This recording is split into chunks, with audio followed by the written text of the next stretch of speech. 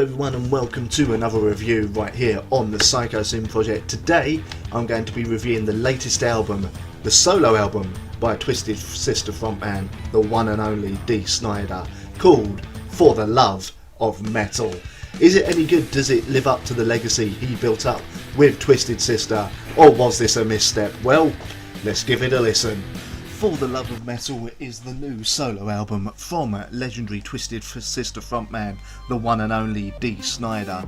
And the way this started, as he comments, is that it's a really incredibly exciting album that I did not expect to make, especially at this point in my life. Jamie Jasta, he of Hatebreed, challenged me to make a contemporary rock record, and I rose to the challenge, which is how we now have this album. And he has got one hell of a list of guests on this album as well. Joining him, he's got contributions from Howard Jones. The whole album's been produced by Jamie Jasta. He's got Mark Morton from Lamb of God, Alyssa white-gluz of Arch Enemy, Joel Grind and Nick Belmore from Toxic Holocaust, and Charlie Belmore from Kingdom of Sorrow. And this is one hell of a band he's got behind him as well, because this is metal and rock brought up to the sort of 2010 standard that it should be. This is how you're supposed to do rock and metal.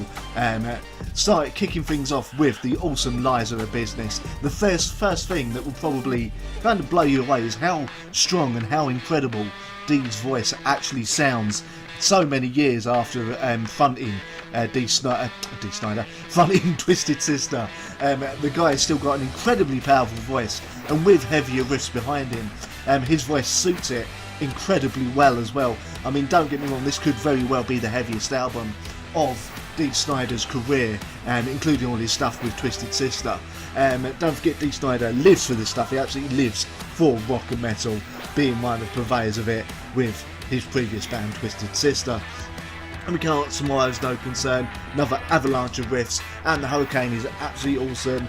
And there's only really one track on here that to me didn't quite fit the high mark that he makes throughout the rest of the album. That was Running Mazes. For some reason that one didn't quite hit me in the way it should. But you've also got one of the most amazing sort of metal anthems on here. Well, there's two of them in fact. One of them is one of the singles, Become the Storm, which has one hell of a chorus that you'll be having stuck in your head for a long time and singing along to. And once he unleashes that at festivals, and it's like this album's been out for a while, but I've gotten more and more listens to it, this is going to become an absolute future classic. You've also got The Hardest Way, which has the incredible vocals of Howard Jones, previously of Killswitch Engage, and now in Light the Torch. That's it. I was going to call it Devil You Know, that's their previous name. His voice contrasts so well with Dee Snider on this track. It was an absolutely superb decision to get him on here. Then we have Dead Heart's Love Thy Enemy, which I do believe has the vocals of Alyssa white-gluz, not growling on this track, and she's actually letting her singing voice comes out, something she rarely does with Arch Enemy. And some of you will know her singing voice from back in the day when she was with the Agonist. But again, this track works well with Dee Snider and her duet in. Really fantastic song. Don't worry, it doesn't get all saccharine or anything. This is still heavy as a bag of spanners. Then we end the album with the title track, For the Love of Metal, which just goes along in a kind of Motorhead way, and not sound-wise, but just that kind of pile driving way the Motorhead songs done when they hit the sort of higher gear, as it were, for the speed of the song. So all in all, this album gets a 4.5 out of me. Like I said, there's one or two moments on here that doesn't quite work, but for a solo album, for someone who didn't even think he would be making any sort of solo albums anymore, or possibly being involved in anything heavy music wise, again, this is an absolutely top return to form, and I recommend you go and like it if you like your straightforward metal or your straightforward. So there you have it, that is what I thought of For the Love of Metal by the one and only Dee Snider. Go check it out, really quite a good album.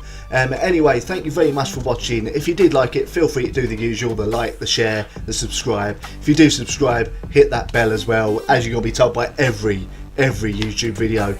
I'm sure every YouTube channel, I should say, because YouTube are being really crap at notifying people that new videos by the channels they've subscribed to have actually, you know, put a new video up. Anyway, also feel free to, if you want to support the channel, check out the Patreon as well. Let me know what you'd like me to put up. Add stretch goals. I've been really crap at thinking of things to put up there, but anything that you might want from me, whether it's to review certain albums, if you pay so much a month or whatever, just let me know. Also, don't forget to check out the radio show, also called the Psychosin Project, on thatmetalstation.com every Sunday from 9 AM EST, 2 PM GMT, and above all, keep it metal. See you next time, everyone.